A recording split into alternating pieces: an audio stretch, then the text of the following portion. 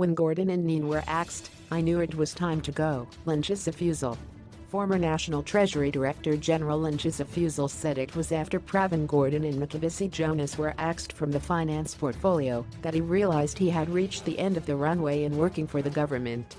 In an emotional conclusion to his testimony at the state capture inquiry on Monday, Fuzile described the events leading up to his resignation in April 2017 after nearly 2 decades at the Treasury.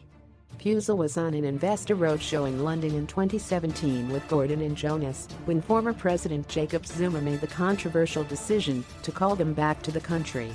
Zuma used a so-called intelligence report, which claimed Gordhan and his team were conspiring with foreign interests to undermine his administration, as a reason for cutting their trip short and subsequently firing Gordhan and Jonas.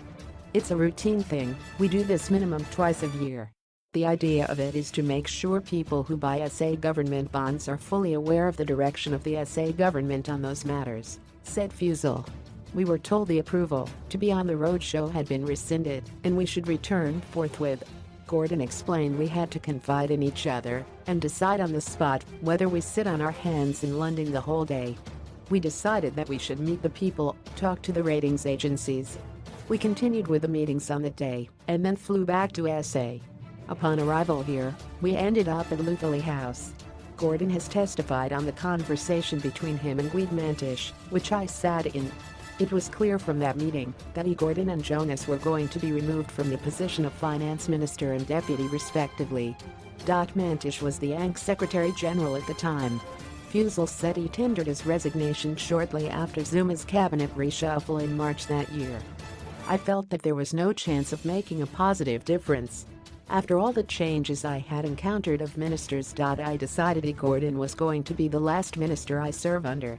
It takes a lot to learn to work with each politician because each one of them have their own styles. When they change frequently, it was very hard to keep focus on the work," he said. "I came to the conclusion that some of the changes could never be meant to strengthen Treasury, they were made to weaken Treasury. Having been part of building it for 18 years, I couldn't also be part of seeing it getting weak. I'd rather watch it from outside, even with a sore heart." The inquiry will resume on Tuesday with testimony from Treasury official Catherine McLeod.